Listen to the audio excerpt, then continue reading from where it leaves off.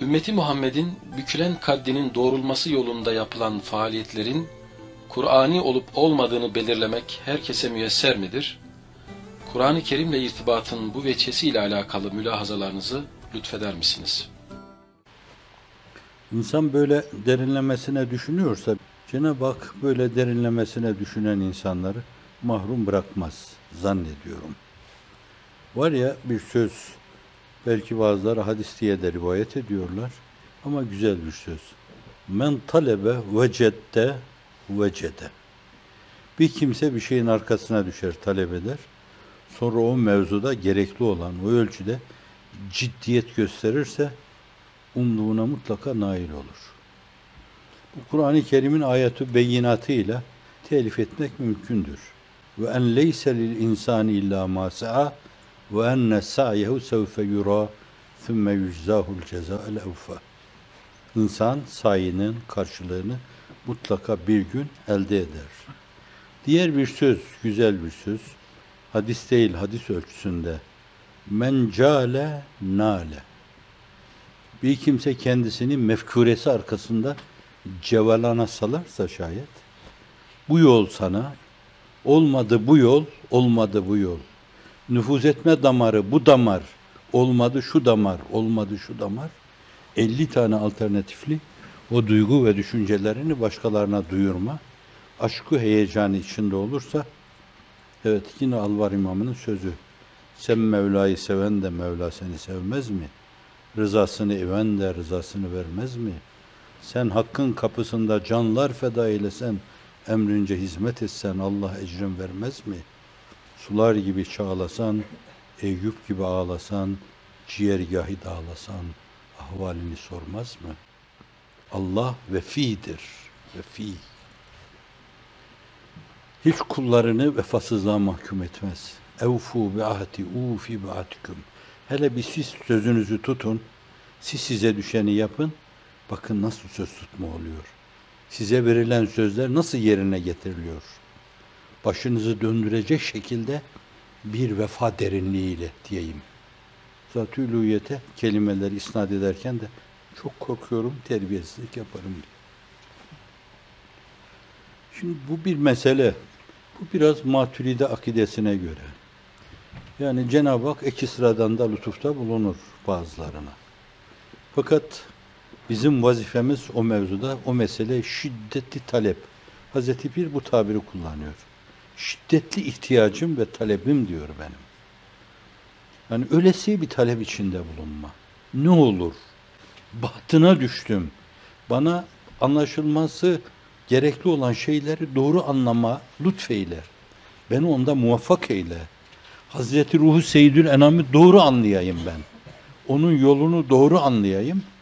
Bir insan bu mevzuda çırpınıp duruyorsa, gece sesini soluğunu seccadelerine boşaltıyorsa, içini Allah karşısında o gecenin karanlıklarında Zat-ı Uluhiyetin envarına emanet ediyorsa şayet, o insan eli boş geriye dönmez. Cenab-ı Hak lütfeder.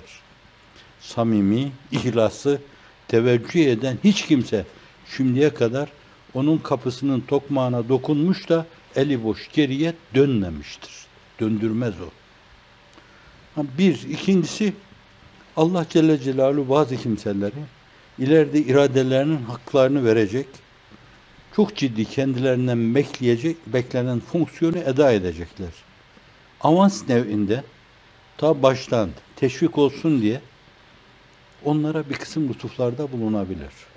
Hazreti Pir, Efendimiz sallallahu aleyhi ve sellemin baş döndürücü o mükemmeliyeti, o müstesna şahsiyeti, esas ona lütfedilmesi meselesi, o zatın istikbalde yapacağı sorumlulukları ve hakkın yerine getirmesine bir avans mahiyetinde lütfediyor. Allah bilmiş ki o zat gelecekte iradesini bu istikamette kullanacak. Allah bilmiş ki Seyyidina Hazreti Musa iradesini bu istikamette kullanacak. Allah bilmiş ki Hazreti Mesih, Seyyidina Hazreti Mesih iradesini bu istikamette kullanacak. Allah bilmiş ki evliyadan, bunlar peygamber, Hazreti Gazzali iradesini bu istikamette kullanacak. Allah Celle Celaluhu sevk etmiş. O da o ilahi sevkin insiyak akıntıları içinde çok hayırlara vesile olmuş. Asırlara ışık tutmuş. Diğerleri de öyle. Allah Ömer bin Abdülaziz'i Raşid halifeler yanında yer alabilecek şekilde yüksek bir performans sarf edeceğini bilmiş. Allah o imkanları ona vermiş. Yoksa amcazadesi ona bırakır mıydı hilafeti? Ne güzel böyle meseleyi Emevice götürüyorlardı. Oysa ki o 2,5 senelik hilafeti döneminde tam 100 senelik iş yaptı. Ve bozulmuş o çarkı, o düzeni Allah'ın izni inayetiyle yerine koydu. En basit Halil haşa ona basit hal demeyeyim ben. Hutbelerimizde bugün okuduğumuz bizim İnna Allah ye'muru bil adli vel ihsani ve ita'i zil kurba ve yenha anil fahşai vel munkeri vel bagi ya'idukum leallekum tezekkerun. O Hazretin Ehli Beyt'e karşı na seza na beca sözlerine mukabil bu ayetleri hutbelerde okumayı emrediyor. Halife olarak emrediyor.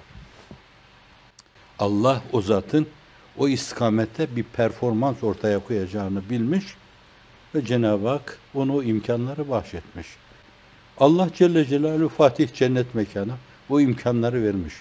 İstanbul'u fethetme, Allah Resulü tarafından ni'mel emir payesiyle, tebciliyle, takdiriyle tebcil edilme lütfunu ihsan etmiş ona. Fakat o donamda yetişmiş bir insan yani. 21 yaşında, ya 21 yaşında biz önümüze koydukları böyle çok rahatlıkla, çatalla, kaşıkla yiyeceğimiz yemeği bile yüzümüze, gözümüze bulaştırmadan yiyemeyiz. Bu ne lütuftur, ne büyük dehadır, bu ne derin idraktır. Bunun gibi yani diğerlerinde öyle. Bir Osman Gazi Hazretlerine öyle, bir Orhan Gazi Hazretlerine öyle, bir Süleyman Şah Hazretlerine öyle.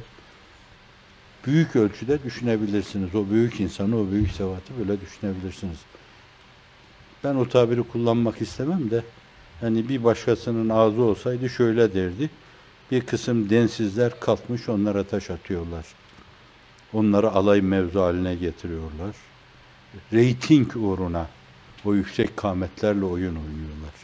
Onların hepsi Allah yolunda hırzı can etmiş fedakar insanlardı. Kusurları yok muydu? Elbette olur. Kullun nâsı hattâun ve hayrul hattâine ettevvâbun. Onların da hataları vardı ama kim bilir bir hataya kaç gece gözyaşı döküyorlardı. Yaptıklarını kimsenin yapması mümkün değil.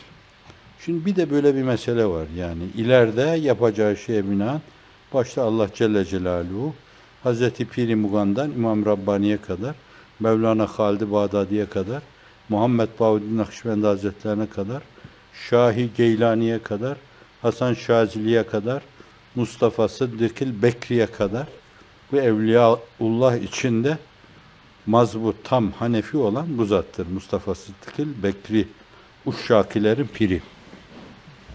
Bu zatlar hakikaten Cenab-ı Hakk'ın kendilerine lütfettikleri konumun hakkını vermiş. Hiç eksik ve kusur bırakmamışlar Allah'ın izni inayetiyle. Çok gaileli dönemlerde yaşamışlar. Bir Hazreti Mevlana'yı düşünün. Gaileli dönemler. Arz insanın ayağının altından kayıp gidiyor. Konya'da oturan halifeler zaaflar ötesi zaaf içinde. Bir kısım asiler ta Amasya'ya kadar götürüp bayrak dikiyorlar. Kol kanat kırık bir şey yapılamıyor. O dönemde manen ümmeti Muhammed'in yeniden bir araya gelip değerlerinin toparlanması adına bir ufuk açıyor. Bir şefkat duygusu estiriyor orada. Bir tefekkür duygusu, bir kucaklama duygusu estiriyor. Ve bir yönüyle o güzergah gidiyor, Söğüt'e ulaşıyor. Ve Söğüt'ün bağrında bir tırtıl kelebeğe dönüşüyor. Ve sonra afak alemde uçmaya başlıyor.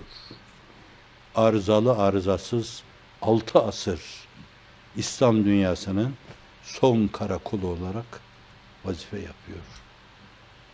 Cenab-ı Hak o anlayışta, o idrakta, o donanımda hizmete muvaffak bizleri hizmete muvaffak eylesin. Yolundan, rızasından ayırmasın. Evet, kendime küskünüm ben.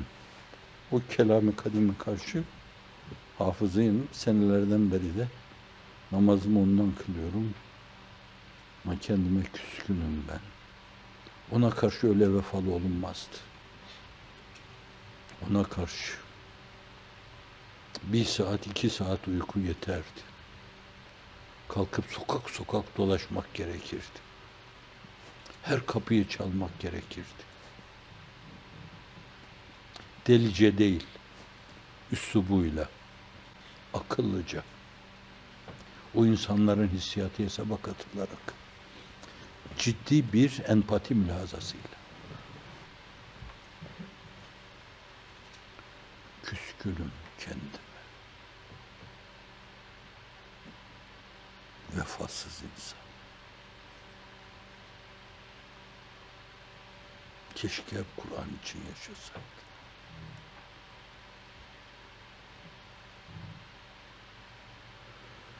tahsil ilahe ve ente tuzhiru hubbehu.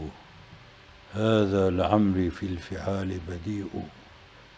Lev kâne hubbuke sâdikan la ta'te. İnnel muhibbe limen yuhibbu muti'u. Ana molası Rabia Adviye radıyallahu anha elfe merrat. Allah'a isyanla hayatın geçiyor. Bir de Allah sevgisi, Allah alakasından bahsediyor. Kendine diyor. Lev kâne hubbuke sâdikan, senin o aşkı alakan sadık olsaydı, le ata'te, inkiyat eder, bir an onun emirleri dışına çıkmazdın. Zira innel muhibbe limen yuhibbu muti'u. Seven, sevdiğini öyle bir inkiyat eder ki, Hazreti Üstad'ın ifadesiyle, mümkün olsa aşık, maşukuna şeklen bile, estetik ameliyatla kendini ona benzetmek ister. Ah keşke, ben de sevdiğime benzesem. Keşke. Oysaki davranışlarla, hareketlerle, istikametle benzeme gibi kolay bir yol var. Allahümme erinel hakka hakkan verzukna ittiba'ah ve erinel batile batilen verzukna ijtinâbeh. Allahümme a'li kelimetallah ve kelimetel hak ve dinel islam fi kulli enhâil alem ve istakdimna fi hâze'ş-şe'n ve da'lenel vudde beyne ibadike fissemâi vel ardı وَاجْعَلْنَا مِنْ عِبَادِكَ الْمُخْلِصِينَ الْمُخْلَصِينَ الْمُتَّقِينَ الْوَرِعِينَ الزَّاهِدِينَ الْمُقَرَّبِينَ الرَّاضِينَ الْمَرْضِيِّينَ الصَّافِينَ الْمُحِبِّينَ الْمَحْبُوبِينَ آمين وصل وسلم وبارك على سيدنا محمد وعلى آله وصحبه وسلم.